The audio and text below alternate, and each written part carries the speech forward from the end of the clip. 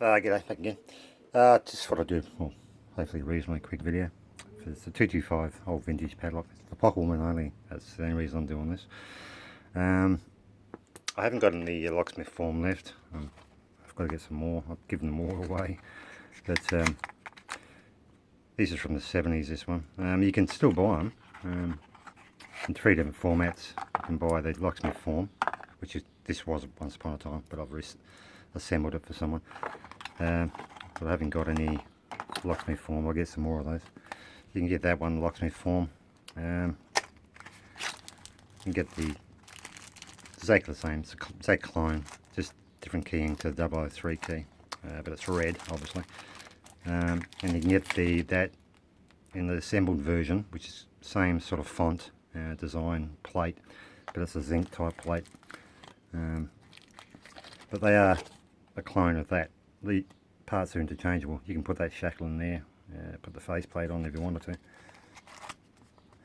to. That's the original faceplate for this one. These are, back in the day, these are a zinc type plate made in Australia with a Lockwood logo. You can't get these anymore. They're not available. What you can still get though in the 225, you can get the wafers, or the from 1 cut to 4 cut. There's only 4 cuts over 5 spacings in the 225. You can get those still, and you can get the retainer wafer still. But I'm lucky. I've got a keying kit from '92. Actually, I haven't used it for that long. I very seldom used it, and I haven't used it these days because it's just the reward for effort to rekey a window lock.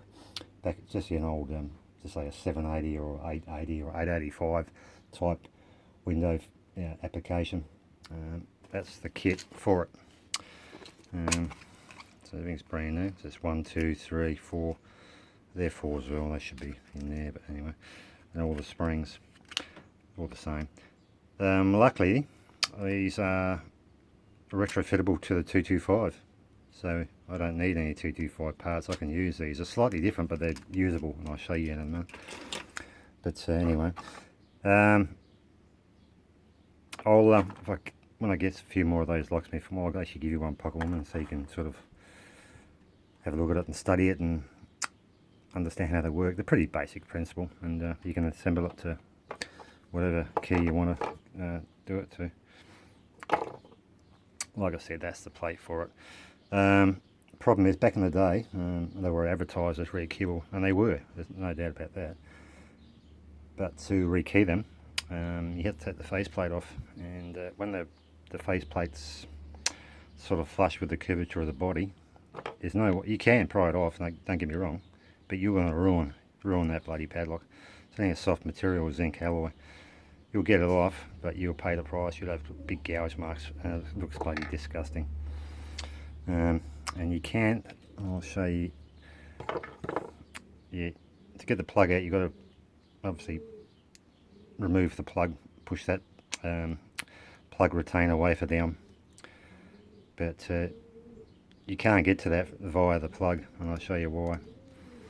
I'll take it out anyway. So what they did back in the day, because these were commercially available, not many people would come in to get a rekey anyway, because there's no economic value back in the day. They would just get a new padlock made up, because used to have these in locksmith form back in the day as well. No one's going to bring a padlock in. Oh, can you rekey to that key? Well, sure, no problem, but you weigh up the economic value of it, because these were available back in the day as a part, so you had to sort of sacrifice that, rekey it and put a new faceplate, which wasn't a big drama. You can do it, but you're not getting that plate off. Like I said, you're not. You can get it off, but you're going to damage the outside of the outside there because it's only a zinc alloy soft material. I'll show you the best way I'm going to do it, where you can still salvage it and restore it. Bit of work, but depends on the person. But anyway, yeah. So you need to get that, depress that retainer wafer.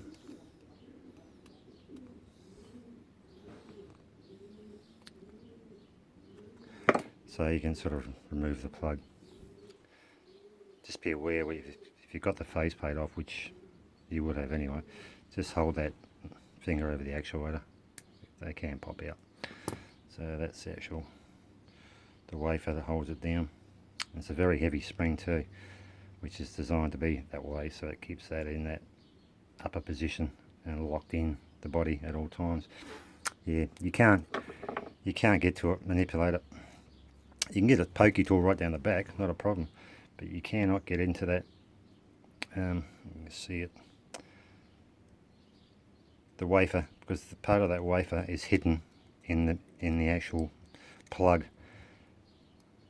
So you can't get to it. You just can't get to it. And you can't get from the. You can't do that. That doesn't work, because otherwise you're going to freeze the wafers up in the cavity there, and you're not going to get past wafers to get to that position anyway. So when they said recuable, it was recuable by sacrificing that plate. But anyway, so it's basically the plug. Yeah, 5 wafers, 1 to 4, so only 4 cuts over 5 spacings. To get that shackle out, just take the actuator off. Just be aware there's a spring behind there. So there you go, bonk. That's your actuator and a spring. And yeah, once you take the actuator off, you can pull the shackle out and take the spring out. The only thing holding that in, that shackle in, partly is the actuator, but mainly behind that plate there's a leg, which is actually, contains the, acts as a shackle stop. So once that plate's in there, that can't come out. Only travels that distance to open the actual shackle to turn. So yeah, I might actually sacrifice another one just to proof of concept. What I would do, I mean, I wouldn't personally do it because, yeah, they are a dime a dozen. There's a lot of them out there still. But what you need to do to get to that retainer, to manipulate it, in the big zero, probably was right down here, about here. If you drill a, say, a 1/16 hole, then you'll have access to that, manipulate that retainer wafer to the point where you can put the key in there, or some tool. You can depress it down there and retract it. Then once that plugs out, you'll have still have the plate in there, obviously. What you can do, I mean, this is just an example, don't use an Allen key, but use a tool where you can get in there and sort of just pry on the plate inside gently. It might take a bit of effort, but it will come out, and just pop it out. And yeah, obviously you're going to end up with the plate with a hole there. That's what you can do. I think the lead, get a little split sinker.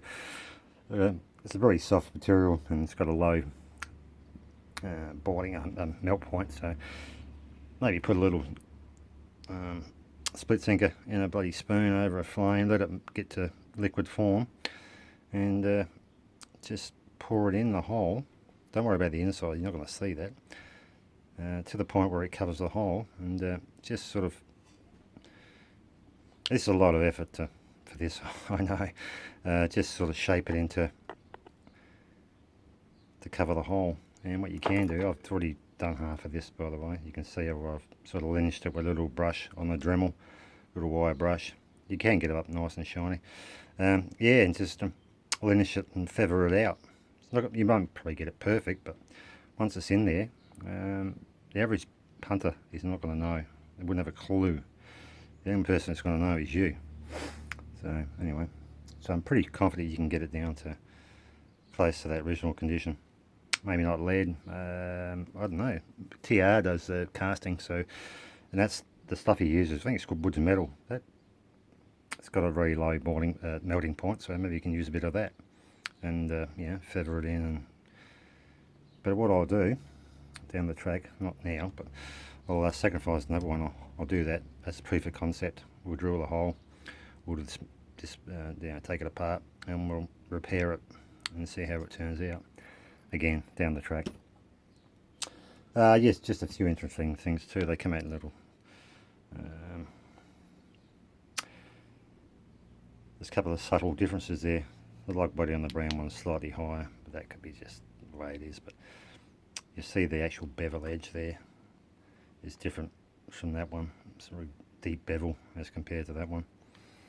And made in, if you look on the plate there, the gap between made and in is much wider there, so the font is actually a bit spread out as opposed to this one being enclosed.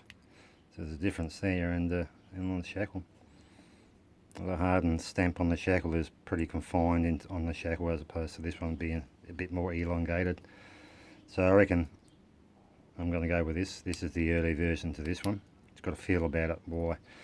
And that key has been, it's been pretty worn. So this has been used quite often. Not by me. I just got it for whatever reason. I think I paid. There you go, $3. That's what I paid for that one. $3. So that's what they're worth, really. I've seen someone on eBay trying to get $40 or something for one. Oh, he's bloody dreaming.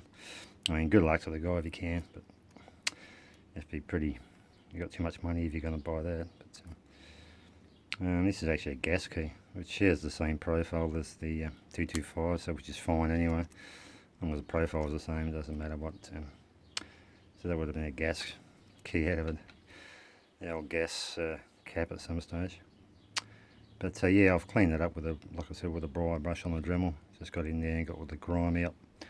They turned out alright. That's what it would have been back in the day. So, the other choice for PW is to keep it as it is, pick it open. You don't even need to pick it open. Just cut a key for it. They're pretty basic to read and cut. You can actually eyeball them and cut them by hand with a file in a couple of minutes. So that might be the option for you, just to cut a genuine key for it. And when you get it open, just give it a good soak in some lock lube or something, and maybe get the shackle, get a wire on a grinder with a wire brush, and just give it a good hard polish to get that rust off and get it back to shiny, and give the faceplate a bit of a shine with a little Dremel and a little wire brush, fine one. Get in there and clean it up. It'll turn out alright. Anyway, that's the pretty much it. Yeah, that's one sealed zinc body. The 5 wafers, springs obviously, and that's what I was going to show you too. These springs are retrofittable into that core, and the wafers too. There's a slight difference.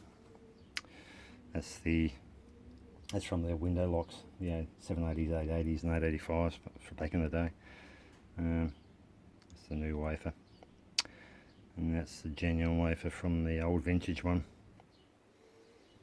You can see pretty much slight difference on the leg there for the spring, but they share the same depths and the same little feature, which is that's, I'm going to mention that too. Seen someone assemble one and they fold that off, which is it doesn't matter at the end of the day, but the lock will still work. But that's there for a reason. It's not there just for the sake of it. What that does, when you put the spring in, when you press it, you get to a point where it's hard, and you've got to click it in. What that does, that retains the wafer in its cavity. So it's always spring loaded, but it's not going to drop out. If you fold that off, what you end up with, just end up with an operational lock, but there'll be a floating wafer. If you turn it up, it's just going to pop out. Yeah, so just be aware if you get a 225, that little nodule there is there for a reason. Okay. Anyway, nearly 15 minutes. Yeah, I hope that helps you, mate. Gives you an idea what you're up against. But I'd go with just making a key the one you have, and just polish up the shackle and the plate and keep it as a keepsake, as a bit of vintage Australiana. But you can go down the road of getting that faceplate off, but I want to do it just for proof of concept, really, down the track. So Anyway, that'll do. It's getting a bit late, so yeah. So anyway, if you're telling me you can get that retainer, get to that and retract that via the plug, that's yeah. Let me know. I'll be surprised. Who's never say never, eh? But if you think you can, don't tell me about it. Show me the video. I don't want to hear. Oh, I can do it without proof of that. So anyway, till next time. Take care, and I'm out of here. Yeah.